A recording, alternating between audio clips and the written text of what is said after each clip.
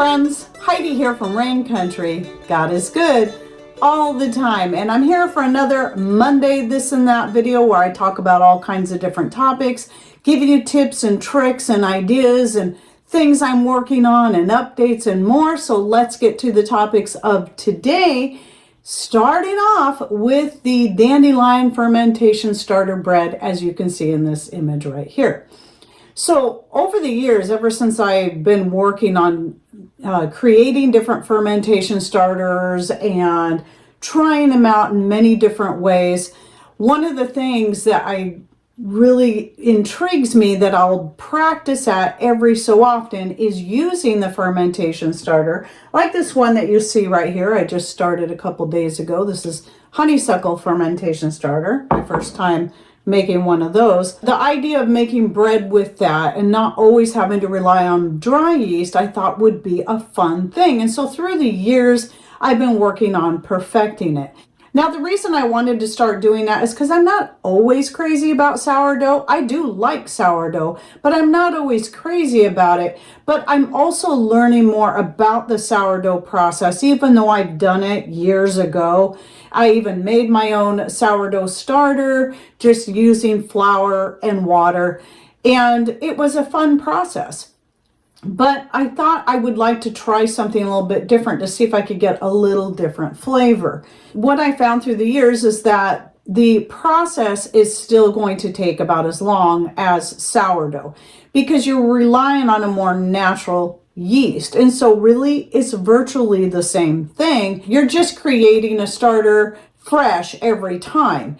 And while I do understand using older starters and all that, I just like the idea of playing around and being experimental and trying my own ways of doing things. And also seeing if different types of starters that I create then use that to ferment the flour, like you'll see right here. This was a berry. I think it's a combination of blackberries and blueberries in this one. But yeah, it's a berry fermentation starter. And so I'm going to be using that today to make bread. So, and then my next one, I'll be trying this one just because it's different. But the other day I did for the first time tried a dandelion fermentation starter, and it turned out really good. It was one of my best loaves of bread I have made thus far using my fermentation starter. But it's not even just about the starter itself. It's about how you handle the bread itself, since it is different. But I do like the way this bread turned out, where it had that more crispy, crunchy crust to it and a softer interior that was also more the flavor of a regular yeast bread, though it still had some of that dandelion flavor in it. One of my favorite so far for flavor has been using my raisin fermentation starter, which I need to make one of those again, because for the bread, there's something about the raisin that just adds a really nice flavor when using it. So I thought what I'd do is share with you my process so far. I do have a couple old videos out on using the fermentation starter to make a bread, a sourdough kind of bread.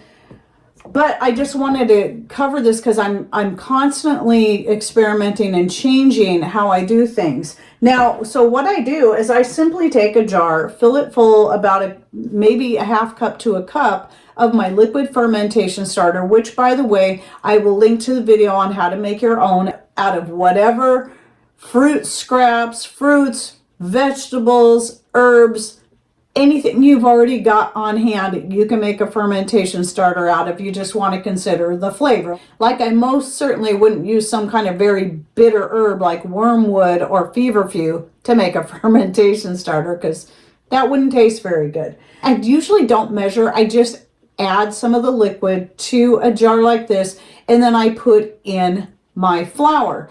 Now, I usually start with a whole grain flour, like my barley white wheat flour, and like I did with this one. But I think on my next batch, since I already have a yeast going in the starter itself, I'm going to try just using white flour and see how well that works, and just do the whole thing white flour. After I get this added, I mix it in really good. I leave it on the counter. The next day I come back, I add some more flour to it, stir it in, maybe a little bit of water, depending on how thick it's getting. And I'll do that for 2 to 3 days. And at that point, I just dump that in the bowl. I add some salt, I add some flour, maybe some more water, depending on how much bread I want to make. Usually I'm just trying to shoot for 1 loaf at a time rather than 2 like I normally would with my dry yeast breads. I know there's all these scientific tables on exactly how much moisture and blah, blah, blah, blah, blah. But again, I'm all about experimentation and not just following what everybody else does, and working with different consistencies in my bread to see what we like best. Now, I will say that the Dandelion starter bread was still a little bit dense, but it was excellent. I loved it. It was especially perfect for toast and for making grilled cheese sandwiches. But I am trying to develop this and work with it some more to get a more airy bread on the inside, more spongy and squishable. And even though I'm so happy with how this bread turned out, if that's how my bread turned out every time, I would be happy with that. But just for the sake of constantly wanting to better what I already do, like one of the things I did with this last batch is I did a little bit more of the fold and stretch method a lot of people use for making their sourdough. However, I have seen videos where people don't even do that. They just skip it and they still turn out with a really great bread. For me, it was more about, I didn't do a lot of the stretch and fold. It was more about kneading the bread like I would any other bread, keeping it a little more moist than I normally would, and then letting it rise, punching it down, and then doing it again. And that seemed to give me a pretty good product. Now with this one, I'm thinking about trying more of the fold and stretch method and then leaving the dough a lot more wet with a lot more moisture in it than I normally would. So instead of doing all this kneading process and keep adding flour so it's not so sticky. Anyway, that's just my process so far, and I'm going to keep you updated as I move along with this. So that's it for now. And again, if you'd like to learn more about the fermentation starter and its many uses, not just how to make it, but its many uses, how to refresh it, how to keep it alive for a long period of time. In fact, it can last for years as long as you just care for it. Go check out that link I'll be putting in the description box down below. Now, another thing is that yesterday I needed to prune back some, this huge lavender bush I have in the back because it was planted. It was just this little thing. I bought it as a start. It was just a little plant when I stuck it back there years ago. And now it is just so big that it's going out into the walkway to get back to the chicken coop. And it was getting a little troublesome trying to walk around it. So I had to hack a lot of it back. So I started a batch of lavender and honeysuckle vinegar. So there's not a lot of color in it yet, but the honeysuckle doesn't tend to lend a lot of color to your things. And the lavender can, if you're using just, if you're using your fully bloomed lavender flowers without maybe so much of the leaves and stems. But what I went ahead and did was I added a few of my burgundy colored pansies in there, and I'll probably add a few more. So in a couple of days, I should start seeing more color, more of a reddish color develop in here. So this one is going to be strictly for my hair wash rinse, like I used this morning. Every time I post a picture of a new vinegar I'm trying out, like such as my oregano one here that I still haven't decided yet how I'm going to use it. It's not done yet. I'm hoping to use it for something to make maybe salad dressings, more for cooking, but it could also be a good cleaning vinegar. But people ask me, well, what do you do with all these different vinegars? Well, I have done a couple videos, and I'll link to my most recent one down below on the many uses for homemade vinegars. Now, the assumption a lot of people make is that every vinegar I make has one specific use, and that's just not the case. When it comes to the floral vinegars or the ones I make like with rosemary and nasturtium is one of my favorite ones to make for my hair wash vinegar, and that is strictly what those particular ones are for. But when it comes to anything else, It's just going to depend, you know, if I like the flavor, I might use it in food, or I might use it as a cleaning vinegar. It just depends. I can use all of them in any of those ways. But when it comes to food, obviously flavor is going to matter. I'm not going to want to use, because lavender is one of those that will infuse that flavor and scent into your vinegar. And that's not something I would prefer to use in a lot of my food things, like my marinades, my stir fries, whatever it is I use vinegar in, salad dressings and more. But like the oregano would be a good one. The apple scrap vinegar, the peach scrap vinegars, a lot of these would be good all the way across the board. And if I run out of my floral vinegars before the end of the year, I can always use any of those vinegars to wash my hair with. So anyway, I recommend you go check out the video in the description box down below. Oh, another one is using them for making medicinal extracts where I don't want to have alcohol in them, because maybe I'm going to give them to my grandchildren. So I might make an oxymel in that case, where I'm using my homemade raw vinegar and some raw honey in a 50-50 blend, and then making whatever medicinal extract out of that.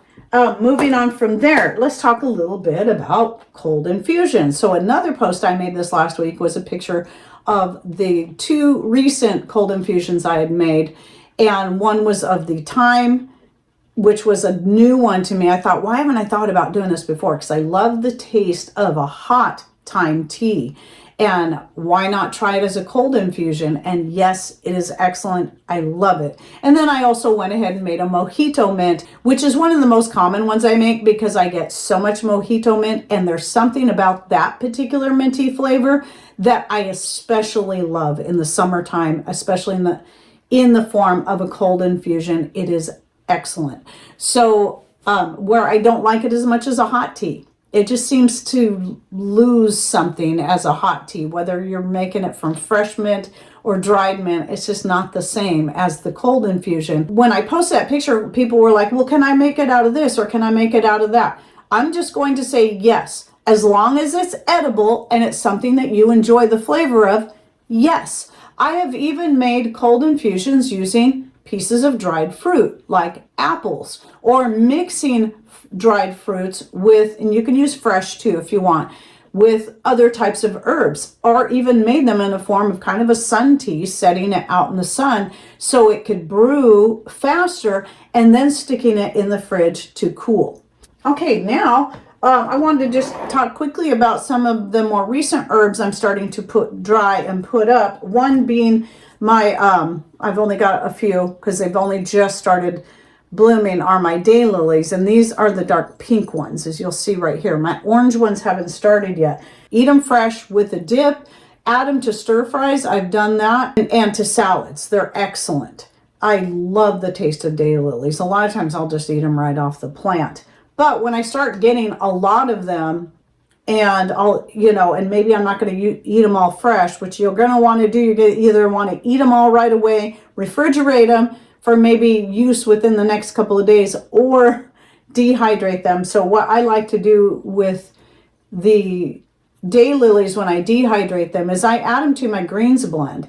And I love the way it adds a little color to it as well. So that's way I can make the most out of my daylilies.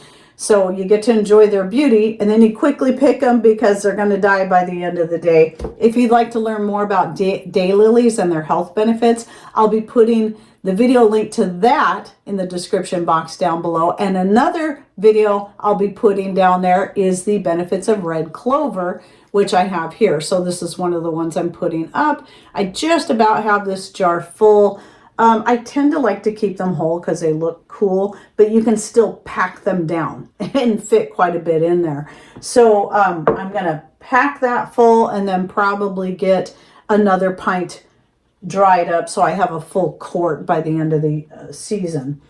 And so those are two of the newer things, are new for the season, going into my dehydrators right now. I'm still putting up things like, I actually just got done finishing dehydrating feverfew and getting some of that put up. I'm only putting up a pint since I still have quite a bit in storage, and I don't really need to go through that much anyway. And let's see what else. Plantain is another one. If I haven't mentioned that one yet, I'm starting to get a lot more of the bigger leaves. So that's another one going into my dehydrators. And then of course peppermint, because I still have one more quart jar, and then I'll have 4 quarts of dehydrated peppermint to get us through the year. And then plus 4 quarts left from 2022 and 2023 years of putting up peppermint. I didn't put up any last year. I simply used it fresh because last year was all about resting me and resting my garden. So we just used stuff fresh from the gardens, whatever came up on its own. Now, another question I had was somebody was asking me if I could re-upload deleted videos. I wasn't sure if they had anything specifically in mind, but I have recently deleted a lot more of my older videos. I'm kind of doing an experiment to see, because somebody had told me that they listened to another channel that went back and deleted some of their older videos, and they saw a change, you know, that they kind of were getting pushed into the algorithms more. And so I deleted a lot of the ones that really wouldn't matter because I've either redone them or they're just kind of outdated, you know, this and that videos, which are like this. They're usually more supposed to be current to the time rather than you know, something that's going to be in there for the long haul. And so I don't know if they're talking about any of those, and I could re-upload them, but I'm not going to. And by the way, so far, I'm still seeing the revenue drop despite my little experiment and taking out like, I don't know, maybe as many as 50 of my old videos. But if it comes to videos that I had to remove due to YouTube's ever-changing rules on what is allowed, then no, I won't be uploading them to YouTube. However, if you're looking for any of those specific videos, any videos like that I've had to remove from YouTube have either been reshot to be more updated and put on Rumble, or I've just uploaded them straight to Rumble, you know, even if they were older. So this is why, even though I'm currently only making anywhere from 12 to 30 cents a day on Rumble, which is really sad. This is why, yes, people, I am still staying on Rumble. It is so, despite the fact that it monetarily, it is absolutely not worth my time.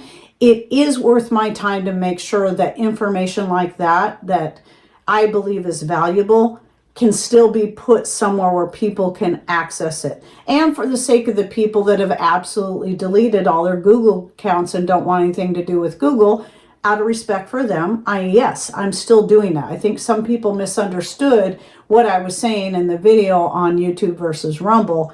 My point was that if people are going to complain on Rumble about me not putting in even more time for free on Rumble, then I might as well just hang it up. But most people don't complain. That's the thing. All I was trying to do is make a point. Most people are grateful and appreciate what I do. And I want to say to those people, whether you're on Rumble or YouTube, I appreciate you.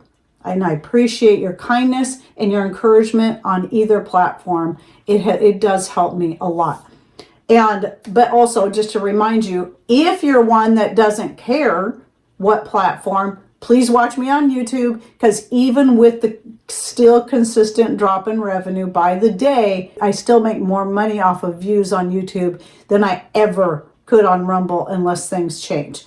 And some people think, oh, it's because you're being silenced. No, it's not that. I think what it is with Rumble is because they allow people to talk about what they want to talk about, that a lot of advertisers have pulled out. There was a brief period of time where I was actually making $1 a day, and 1 month where I made even more than that, and it was shocking. I'm like, yay, things are looking up for Rumble. Then all of a sudden things dropped, and I think that's because of a lot of advertisers pulling their funding. You know, they just pulled out of Rumble and they won't do business with them, and Rumble's like, fine.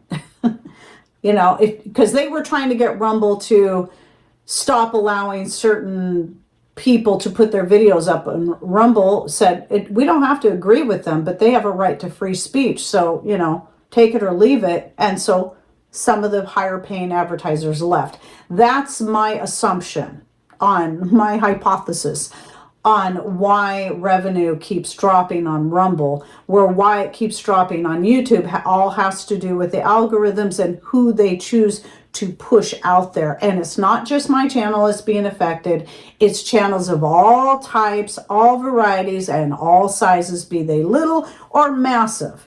Some that are much smaller than mine and some that are 2, 3, 4 times the size of my channel. So it's affecting a lot of people. And it's something where YouTube needs to kind of change it back up again. And where the big problem, part of the big problem there is the people that are subscribed to that channel are often not seeing that channel stuff because YouTube is not promoting those channels to their own subscribers. So it's really kind of silly. Where Rumble, it's a different reason. And I believe it does have to do with advertising. So at any rate, oh, and I could make more money off of Rumble if I let them have my videos, but that would mean I couldn't have them on YouTube or any other platform. They would then own my videos, and I don't like that. I want to own my own videos. So if I want to take them off of Rumble, I can. If I want to put them somewhere else, I can. So they at least give you options, but I have it set at the option where I can post it wherever I want, including Rumble. But anyway, that's how that works. All right, well, any thoughts, ideas you'd like to share, please put them in comments down below. And thanks for watching. Take care and God bless.